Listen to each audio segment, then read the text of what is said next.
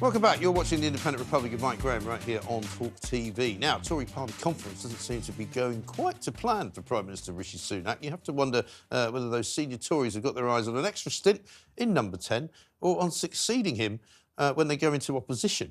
Interesting times, I'm afraid to say, up there. It seems to have been all about everybody but Rishi Sunak so far. But let's check in to Tory party conference with our very own international editor, Isabel Oakeshott. Isabel, very good afternoon to you.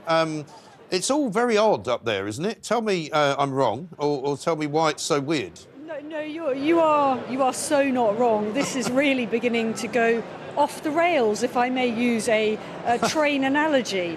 What we have here is a conference that today is very much in danger of being derailed by the great HS2 fiasco. Yeah. On the one hand, we have got two Andys, Andy Burnham, the Mayor of Manchester, and Andy Street, the Conservative Mayor of Birmingham, who are furious that this government is about to axe, or appears to be about to axe, a leg of the ruinously expensive HS2 project. So Andy and Andy versus Rishi and Jezza. That's Rishi, the Prime Minister, and Jeremy Hunt, the Chancellor, who are beginning to realise that this whole thing is just spiralling way out of control in terms of the cost versus benefit.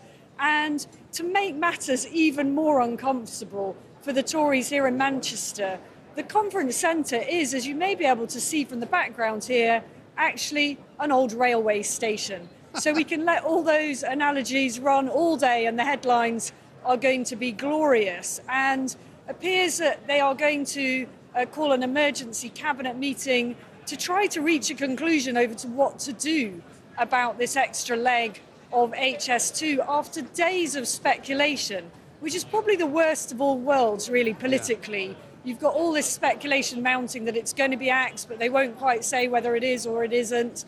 And all of that overshadowing the main events and proceedings here on the agenda at the party conference. Then you've had Liz Truss, who yesterday was very much the star turn at conference. That has caused fury in number 10 and amongst many Tory, not just the grassroots members who actually were rather pleased by her appearance, but some of the MPs here who feel that actually she is just a memory that they want to forget. This was not a time that they want to be harking back to. So, you know, it's always delicious for us political journalists when it slightly goes off the boil. Yeah. And that is exactly what appears to be happening here today.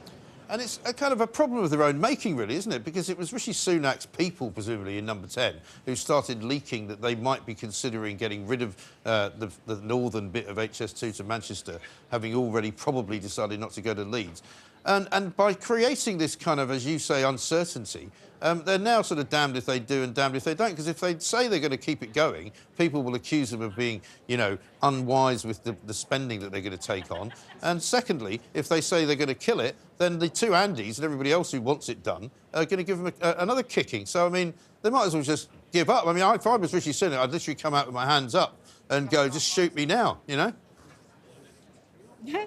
I think there's no danger of him doing that, but you're right that politically it's the worst of all worlds, stringing out the agony, as it were, because, you know, it sort of feels inconceivable after all of this that they say, actually, we are going to do this. That will look absolutely ridiculous after all the speculation that they're not going to do it. But equally, if they axe it, they're going to be in a world of hurt as well. When there is a saying in business, the first loss is the best loss. In other words, once you've realised you wasted a load of money, don't carry on throwing money at the problem and just waste more. And that's a territory I think many Conservatives believe that this government is in. There is no good sort of outcome to this. A lot of billions have been wasted, but actually to get out now is probably better than throwing even more at it. And I think a lot of Conservative members here today would be of the view that actually you should junk the whole thing. You know, just junking one leg of it isn't enough to stop the total fiasco. You know, in the time that it's taken not to build this thing, you know, other countries have built whole cities. And you know, it just underlines, I think, our sort of institutional inability in this country to actually get big infrastructure projects off the ground. Yeah. I mean, exactly. And we've already spent 5 times more than the whole thing was meant to cost. And we haven't even got anywhere. And I only found out the other day that the line between Birmingham and London, which won't get you here any quicker anyway, goes about 90% of the way in a tunnel.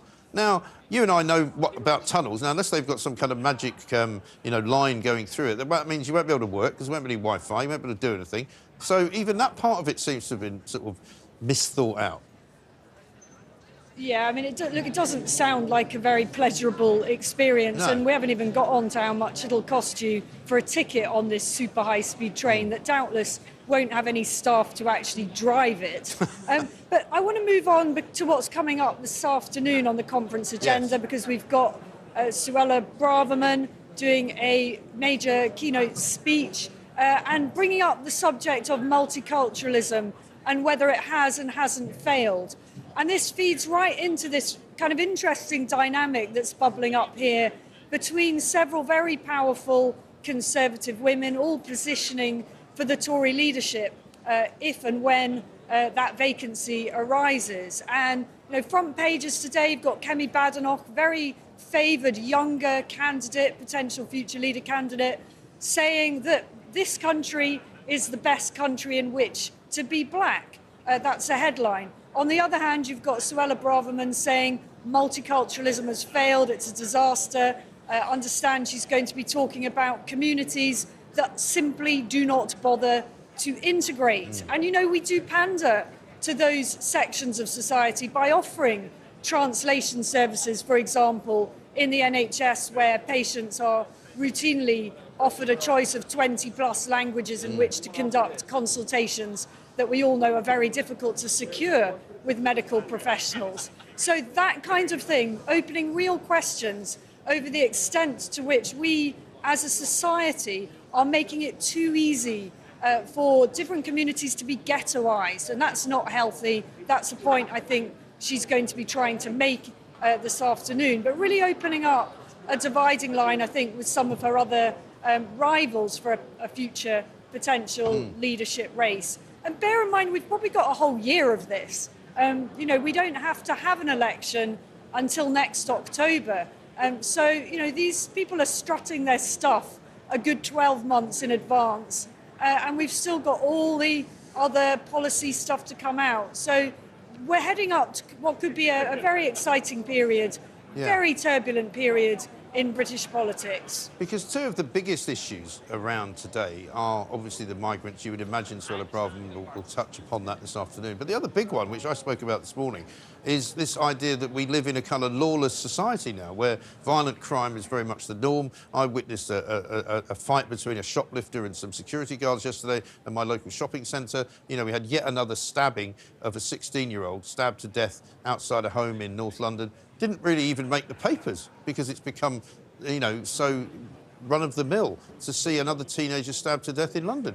And, I mean, crime is a massive problem for people up and down the country. They want to feel safe on their own streets. And at some point, the Tories are going to have to address that as well, aren't they? Well, I wish they'd addressed it, as do many Conservative supporters. I wish they'd spent the whole of their administration addressing that rather than letting it run out of control. And you're absolutely right. Actually, for the first time in my life, I'm beginning to feel distinctly uneasy on some of the nicer streets of Britain. Yes. And here in Manchester, I've been coming here for party conferences for the best part of 15, 20 years. And I think I've never seen it look quite so downtrodden. There are an awful lot of homeless people around. This despite the fact that the mayor here, Andy Burnham, has made addressing rough sleeping one of his absolute centrepiece policies.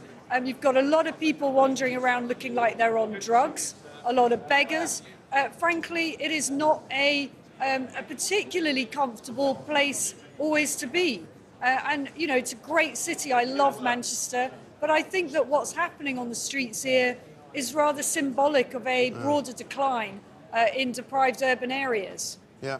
Absolutely, I couldn't agree with you more, and you see it everywhere you go, and that's the tragedy. I mean, fascinating times. But Isabel, great to talk to you. Thank you very much indeed. Isabel Oakeshott there checking in with us from Tory Party Conference, where, as you heard, Suella Braverman will be speaking this afternoon. You'll hear that live, as it happens, of course, right here on TalkTV, when she addresses multiculturalism and why she thinks it hasn't worked.